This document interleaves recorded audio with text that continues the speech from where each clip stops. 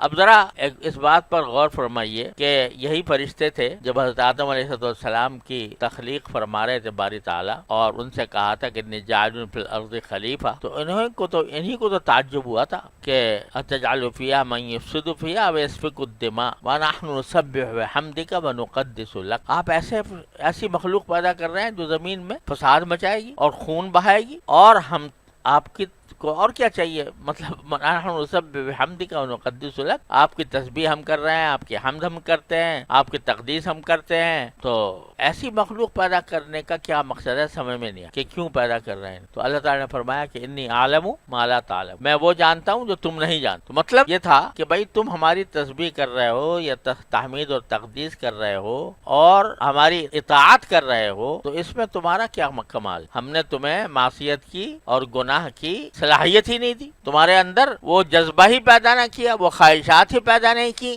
جو انسان کو گناہ کی طرف لے جاتی۔ اب ہم ایک ایسی مخلوق پیدا کر رہے ہیں جس کے دل میں جذبات بھی ہوں گے، خواہشات بھی ہوں گی، گناہ کے داعیے بھی اس کے دل میں پیدا ہوں گے، اور پھر وہ ہماری عظمت اور ہماری محبت کی وجہ سے اپنی ان خواہشات کو ملیا میٹ کرے گا اور ان کو ناجائز خواہشات کو، گناہ کے جذبوں کو مٹا کر پھر ہمارا قرب حاصل کرے۔ تمہیں قرب حاصل ہے تمہاری تسبیح اور تقدیس کی وجہ سے، تمہاری اطاعت کی وجہ سے، جبکہ تمہارے اندر معصیت کی صلاحیت ہی نہیں۔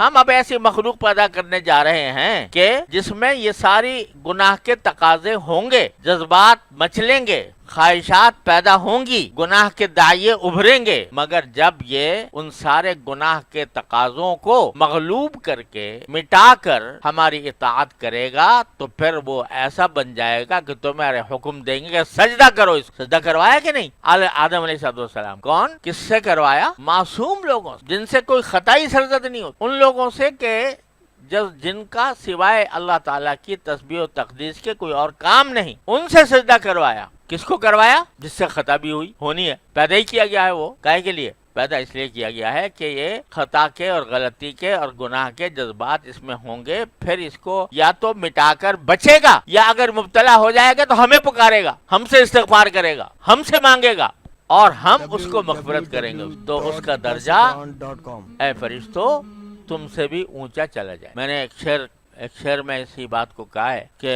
ایک شعر تو یہ ہے کہ معصوم تھا نہ وقف سجود و دعا تھا میں، معصوم تھا نہ وقف سجود و دعا تھا میں، خوبی میری یہی تھی کہ اہل خطا تھا میں، خوبی میری یہی تھی کہ اہل خطا تھا میں، یعنی خطا کرنے کی صلاحیت میرے اندر موجود تھی، اور پھر موجود ہونے کے بعد میں نے یا تو بچا اس سے، یا اگر کہیں مبتلا ہو گیا تو میں نے اپنے پروردگار سے استغفار کیا، اپنی خاکساری کے ساتھ استغفار کیا۔ تو معصوم تھا نہ وقف سجود و دعا تھا میں، خوبی میری یہی تھی کہ اہل خطا تھا۔ اور ایک اور میں نے شعر کہا تھا کہ معصوم سر بخم تھے خطا کار کے حضور، معصوم سر بخم تھے، کیا مانا؟ سجدہ کر رہے تھے۔ معصوم کون؟ فرشتے۔ معصوم سر بخم تھے خطا وار کے حضور، اس انجمن رتبہ اس انجمن میں اس بے نوا کا ہے، یہ اس انجمن میں یہ اس بے نوا کا ہے۔ تو اللہ تبارک و تعالیٰ نے انسان کو پیدا کیا تھا، اس وقت ان کے سمجھ میں نہیں آ رہا تھا کہ کیوں پیدا کیا جا رہا ہے، لیکن جب انہوں نے دیکھا کہ پیدا ہونے کے بعد یہ انبیاء کرام وجود میں آئے، انہوں نے کس طرح دین کو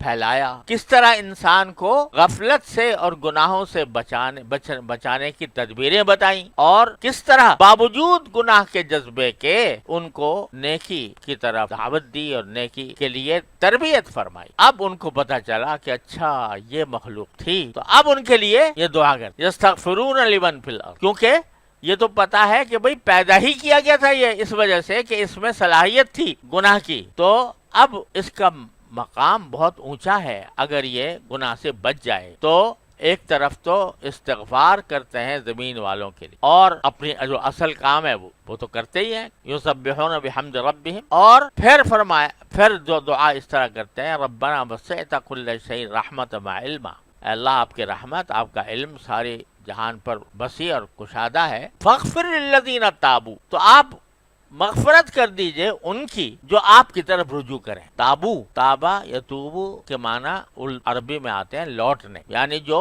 لوٹیں، اور لوٹنے کے معنی یہ ہیں کہ اے اللہ آپ سے دنیا کی اور گناہ کی خواہشات سے منہ پھیر کر آپ کی طرف متوجہ. ثم تاب علیہم لیتوبوا، قرآن شریف نے ایسے معنی میں فرمایا. تو آپ ان کے جو توبہ کرنے والے ہیں اور آپ کی طرف رجوع کرنے والے ہیں ان کی مغفرت فرما دی، تاکہ آپ کا جو مقصد تخلیق ہے وہ پورا ہو. آپ نے جو جس کام کے لیے انسان کو پیدا کیا وہ پورا ہو، تو آپ ان کی کیا کیجئے؟ مغفرت کیجئے. اور جو جنہوں نے توبہ کی واتبعوا سبیلک، اور جنہوں نے آپ کے راستے کے پیچھے چلے، وقہم عذاب الجحیم، اور ان کو جہنم کے عذاب سے بچا لیا.